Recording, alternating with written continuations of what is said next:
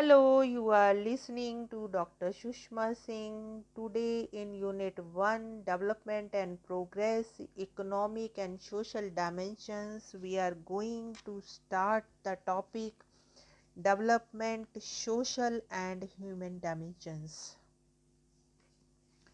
As discussed in the previous section, in classical term, development is always deliberated with economic connotations, and it is referred to as an increase in the gross national product or in the per capita income.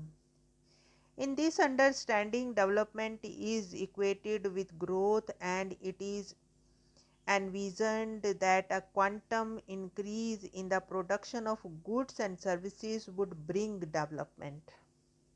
It was also assumed that the trickle down effect of growth would lead to an equitable sharing of benefits, resources, and opportunities in society.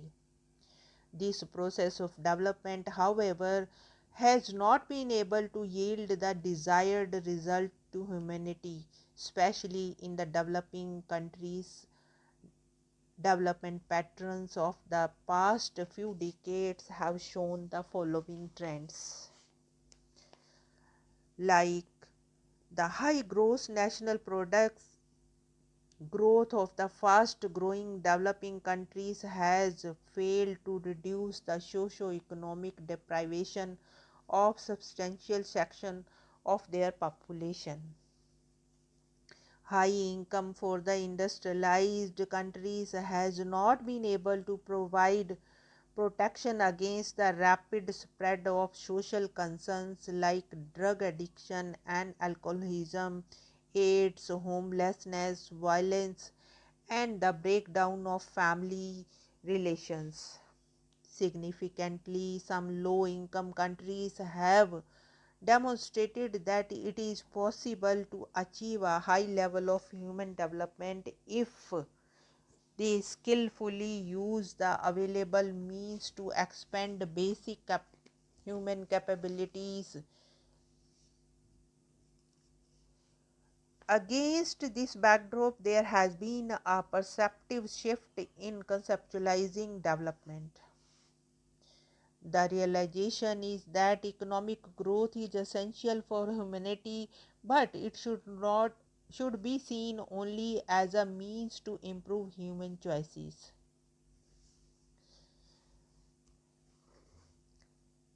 Now let us discuss human development. According to the United Nations Development Programme UNDP, human development is a process of analyzing people's choices.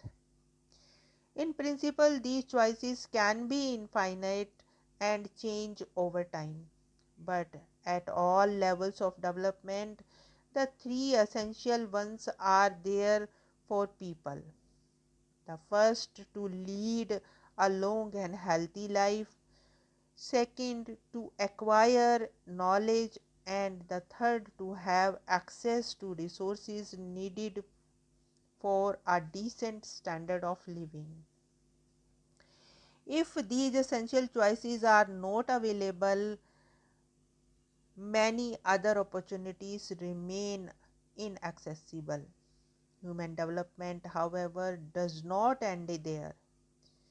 Additional choices ranging from political, economic, and social freedom to opportunities for being creative and productive and enjoying personal self-respect and guaranteed human rights are also inseparable parts of human rights.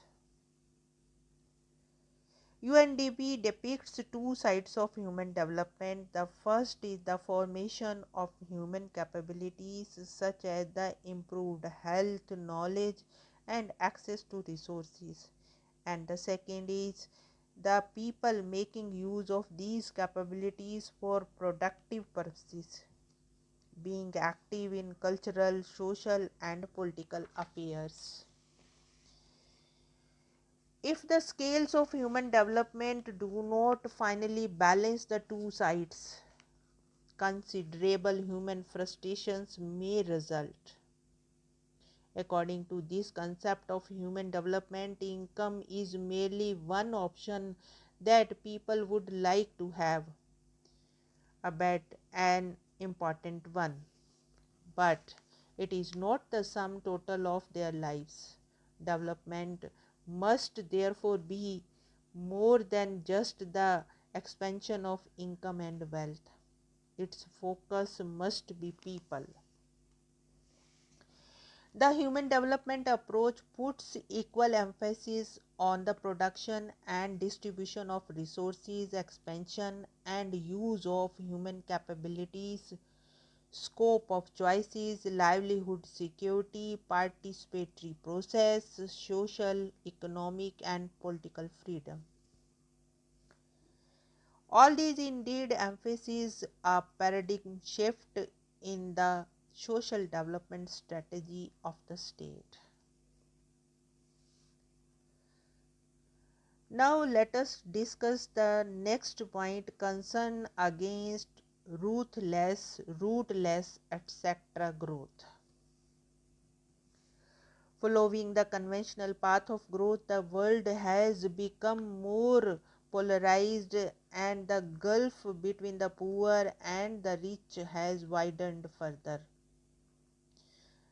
The UNDP in its Human Development Report points that the poorest 20% of the world population has experienced a decline in its share of global income from 2.3% to 1.4% in the last 30 years, whereas the share of the richest 20% rose from 70% to 85% during the same period. The gap in per capita income between the industrial and developing world tripled. There have been regional imbalances.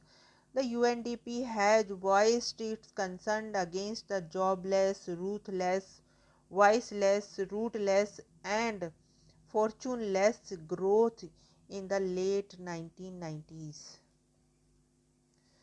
It was jobless growth since the economy grew but did not expand the opportunities for employment for large sections of the population.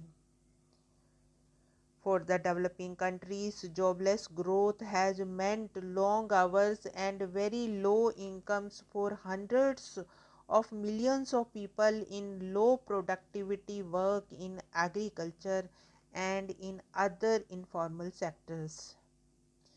This developmental process has been rendered ruthless by the fact that the fruits of economic growth have mostly benefited the rich, while millions of people stagnate in poverty. Ruthless growth causes people's cultural identity to wither.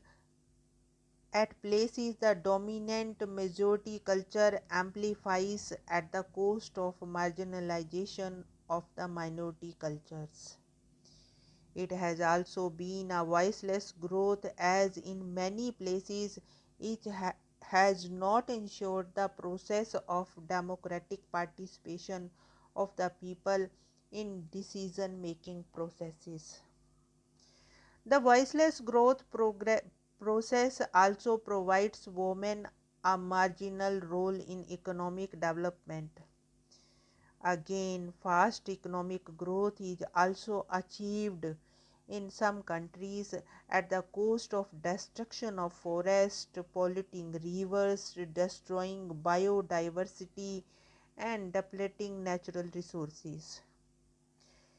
In this futureless growth, the present generation squanders resources needed by the future generation.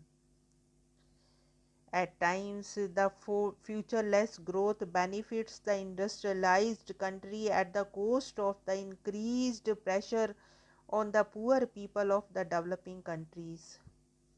As against this backdrop, the UNDP says development that perpetuates today's inequalities is neither sustainable nor worth sustaining.